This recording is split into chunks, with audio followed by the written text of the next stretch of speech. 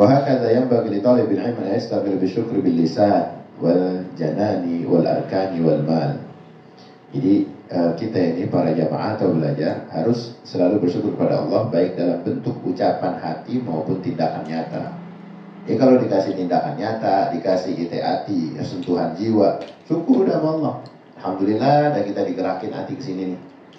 Ya. Walau yang diarepin nggak kunjung tiba misalnya. Ya dulu nih kalau lagi ngaji, ya ada aja nih santri ini. Kalau dia lagi pengen ngaji di satu tempat yang dipilih tempat itu, biasanya ada mahasiswinya atau santriwatinya, itu jadi penyemangat. Mudah-mudahan ketemu sama yang bening-bening. Itu santri gitu dulu. Iya. Jadi nambah semangat aja. Aduh, ada yang bening-bening lumayan lah kalau ada yang nyangkut lirik-lirikan. Itu jadi penyemangat aja. Jadi pas lagi datang ke sono, rupanya jalur santri dialihkan sama santriwati supaya kagak papasan, lemes dia.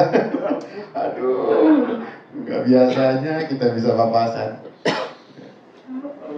Itu kadang-kadang kekecewaan yang membuat para santri dulu jadi dia teruji dengan semangatnya. Ya. Jadi udah jauh-jauh niatnya pengen belajar ya karena kenyataannya tidak didapat dari niat yang terselubung. Tapi akhirnya apa? Akhirnya kiai cuma ngingetin, ya kita kumpul di sini, kita perbarui lagi niatnya, kita jaga niatnya. Kita santri yang ketahuan kan, ngerasa, aduh, kayaknya kiai tahu aja sih. Guru itu udah pernah jadi santri. Ya, belajar kita kan udah pernah juga jadi jamaah. Itu kita pernah ngerasa apa yang dirasa. Jadi makanya kita disuruh harus yakin bahwa pengertian, pengetahuan dan taufik itu hanya anugerah dari Allah. Ya, wa yarul fahmu wal ilmu wa taufiq min Allah Ta'ala. Itu semata-mata ya, hanya datang dari wa yatlubu hidayah min Allah. Maka kita disuruh minta hidayah, petunjuk. Selalu minta petunjuk sama Allah. Bidu'ai lahu tadarru' ilaihi fa inna Allah hadin man istadah. Jadi kita disuruh berdoa, disuruh untuk taat dari apa yang kita paham, merendahkan diri kita di hadapan Allah. Karena apa? Karena untuk menjemput satu petunjuk itu harus menyiapkan. Kita kalau minta petunjuk sama Allah, nyiapin diri kita. Harus tadarru'. Jangan kok malah tinggi hati, gimana mau minta hidayah sama Allah?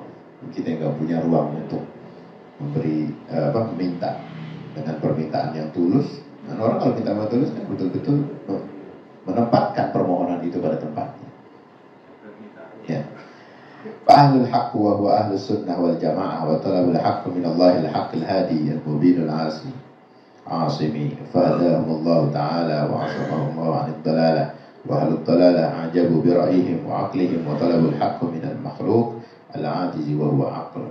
Jadi kaum ahlus sunnah wal jamaah yaitu yang dikategorikan ahlul haqq, ahlul kebenaran, bersama jamaah ya, bersama dengan para ulama yang amilin, yang istiqomah. Jadi Allah yang memberi akan petunjuk itu melindungi dari setiap apa yang dijalankan oleh para jamaah ya, oleh salafus saleh yang selalu berjalan itu beriringan dengan ulama-ulama. Kita nggak mau kepisah sendirian gitu. Ini hati-hati. Udah jamaah lagi kumpul bareng-bareng, ini misah sendiri. Misah bukan juga dikategorikan apa jasadnya, misah niatnya. Yang tadi niatnya udah pada bener, dan ini satu ada yang lari. jangan dirinya. Misah niatnya, bukan misah badannya mau di sini. Niatnya kemana-mana, ngelantur. Ini yang dimaksud, jangan sampai kita nggak bersama para jamaah. Ahlul haq itu ahlus sunnah wal jamaah. Yang dimana apa? Li'anna al-aql la yadriku jami'al asya. Sesungguhnya akal itu juga memiliki satu kelemahan. Dia nggak mampu menguasai segala sesuatu. Ya. Sebagaimana halnya penglihatan, dia nggak mampu melihat segala sesuatu, sama. Akal juga nggak bisa nampung juga semuanya. Lidri jamil asya al-basar wala yubsiru jamil asya fahujibu wa ajazu wa dallu wa adallu. Qala Rasulullah sallallahu alaihi wasallam, man arafa nafsahu faqad arafa rabbah, fa idza arafa ajza nafsi arafa qudratullah wa la ya'tamidu ala nafsihi wa aqlihi bal yatawakkalu ala Allah. Jadi karena memang akal ini tidak mampu menguasai segala sesuatu, sebagaimana halnya penglihatan dia tidak mampu melihat semuanya, ya. Oleh karena itu mereka terhalang dari kebenaran lemahnya dan sesat atau menyesatkan. Ini kita disuruh minta perlindungan sama Allah. Jadi Rasulullah SAW bersabda, barang siapa mengenal dirinya maka sesungguhnya akan tahu Tuhannya, akan mengenal Tuhannya. Dan jika dia tahu kelemahan dirinya, maka dia tahu sifat kekuasaan Allah Ta'ala. Jadi kalau kita ngerasa ingin mengenal Allah, maka kenali diri kita sendiri. Jadi kalau kita merasa lemah pada diri kita, sungguh Allah lah yang maha kuat. Jadi kita tuh bercengkrama dengan kebesaran Allah pada diri kita. Jadi kita mengkaji Allah itu ada dalam diri kita sendiri. Kayak gitu. Qad arafa rabbah, man arafa nafsahu faqad arafa rabbah. Benar, barang siapa mengenal dirinya maka sungguhnya dia tahu Tuhannya.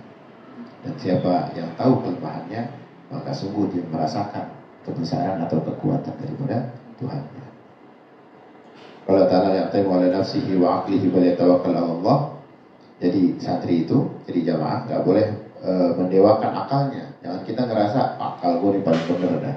Gak ada yang lain meleset daripada prediksi gue. Meleset udah prediksi gue udah paling bener dah. Gak boleh gitu begitu. Ya, kita nggak boleh mendewakan akal. Tapi harus kita berserah diri kepada Allah, harus tawakal, harus mencari kebenaran yang datang darinya, minta hidayah, minta petunjuk, ya kan? Wa may yatawakkal 'ala Allah fa huwa hasbuh. Maka siapa yang bertawakal kepada Allah, maka Allah yang akan mencukupinya. Kita disuruh untuk tawakal sama Allah supaya Allah mencukupi kita. Pasrah, berserah diri. Mau tahu kualitas kita menjadi hamba Allah yang diperhatikan, itu bagaimana besarnya kita berserah diri kepada Allah. Itu tahu tuh kualitas kita. Lagi kerja hasilnya kita serahin Allah. Kerja sebenarnya benar tuh menurut kita. Yang nggak boleh kita mendewakan dulu, kata gue udah bener aja dah. Nah, kita lupa bahwa ada yang pemberi kuasa. Ini jangan sampai. Nggak boleh mendewakan akal. Kita harus berserah diri sama Allah. Allah akan menjadi fama yatawakkal 'ala Allah fa huwa hasbuh. Siapa yang bertawakal sama Allah, Allah yang bakal mencukupi. Yang dicukupi itu Allah. Apa? Ketika kita berusaha sedemikian rupa, tahu-tahu kita tawakal dan Allah berikan jalan. Kita pengen misalnya semampu kita pengen bangunan kayak begini, tiba-tiba Allah kasih jalan. Orang kirim ahli-ahli arsitek yang baik, yang ikhlas. Ya, tahu-tahu jadi kamar, tahu-tahu jadi kamar mandi. Ya. Itu kan salah satu Allah yang ngirim. Gak pakai kita mendewakan akal kita, akal dia, enggak. Karena kita saling memberikan, saling support. Jadi akhirnya yang keindahannya, amaliyahnya itu terasa. Dan satu sumbangsi kita apabila Allah turunkan keikhlasan kita dalam ibadah, amal, ya. Selagi dia wujud, selagi dia ada, dia akan mengirimkan kebaikan sama kita. Nah ini luar biasa. Kan kudunya kan fasilitas itu berebut. Ini nggak biarin aja capek dirian. Gua nonton aja dah. Kagak ada fasilitas-fasilitas yang Allah kasih. Jadi ni'matul khidmah, nikmatnya berkhidmah itu memberikan sumbangsi amaliyahnya dia wujud. Ada amaliyah yang nggak wujud, ada. Apa itu? Ngirimin Fatihah, ya kan? Ngirimin doa, ngirimin Al-Qur'an, ngirimin bacaan-bacaan Al-Qur'an. Itu nggak nampak. Amaliyahnya nggak nampak. Ya. Tapi lebih afdol mana? Lebih afdol udah nggak nampak dikerjain, nampak dijalani. Ini berkhidmah namanya. Ya salah satunya kalau datang yang ngelarin karpet duluan siapa, yang jadi penyaji makanan minuman siapa, itu harusnya jadi rebutan. Karena apa? Selagi dia ada di depan kita, selagi dia menjadi hiasan di dalam surga ta'lim ini, maka dari situ kebaikan itu tercatat untuknya. Begitu. Kudunya kan jadi rebutan. Apalagi sifat wujudnya itu kekal. Capek emang, tapi bayarannya sepadan. Capek. Orang kerja macur, iya yang dia mau bangun batu. Ya kan perlu capek. Tapi kalau yang dia bilang, yang dia sumbangin cuma air, ya ketelan habis. Pahalanya ada selagi dia masih mengalir dalam tubuhnya. Selagi jadi tenaga, ada. Tapi ada pahala yang lebih kekal ketika satu amaliyah yang dia buat itu nampak terus sampai dia meninggal. Nah itu terus ada. Misalnya orang ngebor, selagi air itu mengalir dari tanah, hasil kerja nyata dia. Kerja nyata ya, bukan kerja omdo. Karena ada yang omon-omon doang. Ini omon-omon, ini enggak. Ini kerja nyata ini, bukan kerja omon-omon. Itu ngalir terus. Selagi air itu keluar, tetesan-tetesan itu menjadi saksi amalan dia. Itu namanya khidmah yang nampak. Capek dia waktu gali apa dia nggak capek? Kalau dia nggak capek, hartanya yang jadi saksi. Dia nyumbangi. Tapi yang ngerjain rupanya apa? Rupanya nggak cukup gajinya. Tapi dia karena emang ingin khidmah sama umat, ingin manfaat di akhirat, udah diikhlasin aja. Gitu. Hanya mencukupi apa istilahnya tenaga dia, rupanya gaji itu nggak cukup sampai dibawa pulang. Habis di tengah jalan, orang dia buat ongkos minum aja habis di tempat. Tapi dia ingin berkhidmah sama umat. Diikhlasin, dia belajar terus. Nah ini salah satu sama seperti mana kita mendalami ta'lim. Kita mendalami ini sama kayak kita beramal. Ini kan kita kan sebetulnya mengajarkan kita untuk bagaimana menerapkan pembelajaran. Bukan cuma belajar terus ikhlas, enggak. Dalam kehidupan kita disuruh untuk mempraktekkan ini. Niat kita, hikmah kita, apa yang pernah kita sumbangkan di satu pondok, satu majelis, dia ngalir terus. Sampai dia itu hancur. Selagi dia ada, berarti apa? Lebih istimewa nggak dibanding yang hilang-hilangan? Lebih istimewa. Jauh lebih istimewa. Kenapa? Karena lebih payah. Ya kan nggak semuanya punya skill itu. Nyerok, ngangkul. Ya kalau aja ada yang cuma nyumbang 1.000, 2.000, ya jadi amal jariahnya sebagai harta. Lebih dari itu apa? Tenaga, bisaan, skill, itu juga jadi jariah kita. Ini salah satu yang harusnya jadi motivasi kita. Bagaimana kita rebutan berkhidmah di satu majelis, berkhidmah di sama guru di satu tempat yang sifatnya itu jamaah, masjid misalnya. Jangan sampai kita kehilangan momen itu. Nggak ada duit, tenaga ya. Iya.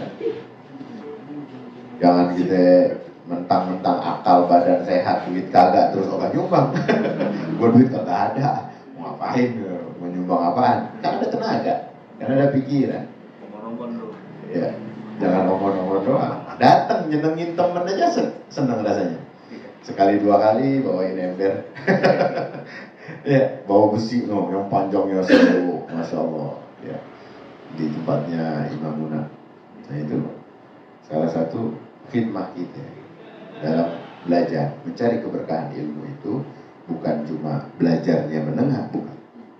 Tapi bagaimana berkhidmah kepada ahli ilmu, para tamu-tamu yang akan datang dengan fasilitas yang ada. Itu dia mendapat keberkahan. Ya kayak tadi dah, babanya orang kaya, anaknya nggak seberapa pinter tapi tahu-tahu paham agama, dapat keberkahan dari royalnya orang tua kepada ulama, dapat keberkahan paham agama dia dari situ. Mudah-mudahan kita dituntun oleh Allah untuk menjadi orang-orang yang berkhidmah untuk ta'lim, dan dijadikan kita oleh Allah umur kita menjadi santri, menjadi pelajar yang selalu bisa menjunjung tinggi kemuliaan-kemuliaan agama. Amin, amin ya Rabbal